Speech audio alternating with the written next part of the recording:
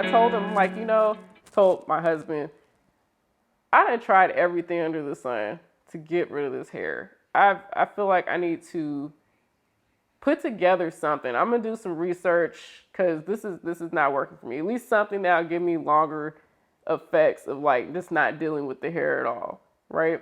So I was just doing my research one day, and that lasted for a good, I don't know, a few years. I never got to the point of actually starting to put something together. I just was like just collecting information. And then one day I was like, okay, let me go ahead and just put this together and see what happens, right? Because there's things that get in the way. Not to say, family gets in the way, but in between me telling him that I need to put together something to help myself, here I am now having kids. I'm now moving new places. There's work, all these different things that come into life that kind of delay you getting what you really want done. But eventually I was like, let me just make the time.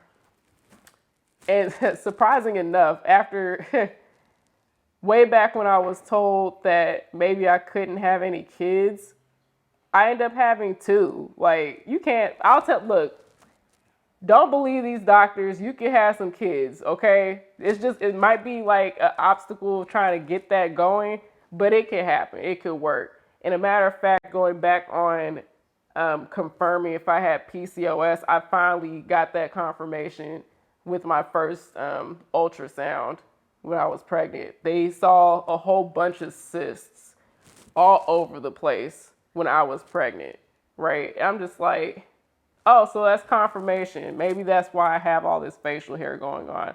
Okay, I have PCOS, right? And it never did go away because after that first pregnancy, I went back to go check again, and them things are still there. Matter of fact, they told me again, I may not be able to have a child. I'm like, I just had one, and I got another one. And after that pregnancy, I was told I might have to have my ovaries taken out. I still haven't done it. Maybe that's bad on my end, but I'm just letting y'all know, y'all can have some kids.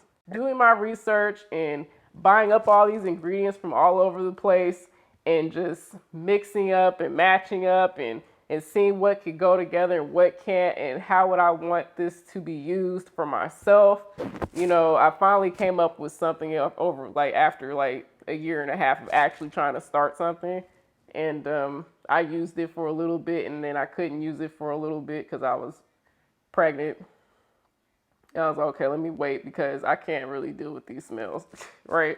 But anyway, I got over it and I started using it myself and I started seeing results. I'm like, oh, okay, oh shit, like there's something out here that I made that's helping me. It's finally doing more than freaking electrolysis could ever do. It's doing more than plucking his by itself, And I've tried the product with like shaving on one side and plucking on the other just to see what's, has the best effects, right?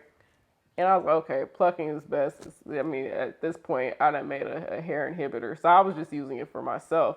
And then I started telling my girlfriend and my sister about it because they also had facial hair and they started using it. And they was like, oh, well, I got some friends that could use it. So here I am. It became like it was just branching off. You know what I'm saying? It started with me and I was telling my close people about it. And then they started telling their close people about it. And the next thing you know, I'm like, let me get on social media and see if I can find some more women who could test my product. Like, I've already had a good maybe 30 people just within my circle, or it didn't really within my circles, other people's circles, trying my product. So I went and just expanded it into like Facebook. I'm like, okay, I'm gonna join some groups and see if there's any women who are interested in trying this. Didn't charge anybody, just shipping it out, just straight coming out of my pocket or coming out of my husband's pocket. And I'm like, okay, like he was getting a little bit of, this is a hobby. Like, I understand this is cool and everything, but there's limitations.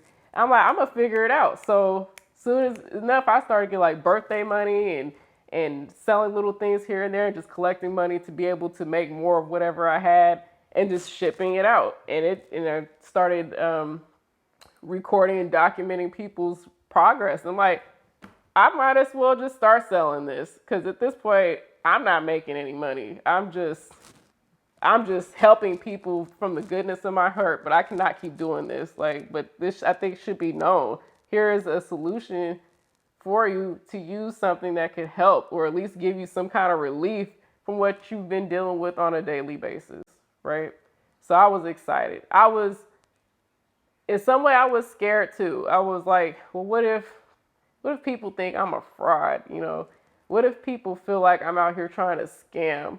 But I was like, I can't focus on that. I know what I did and I know what I made, and I see that it's working for others. I'm just going to put it out there. It can't be just laser electrolysis that give you these permanent results, which I don't think that they're permanent because I've witnessed this firsthand now.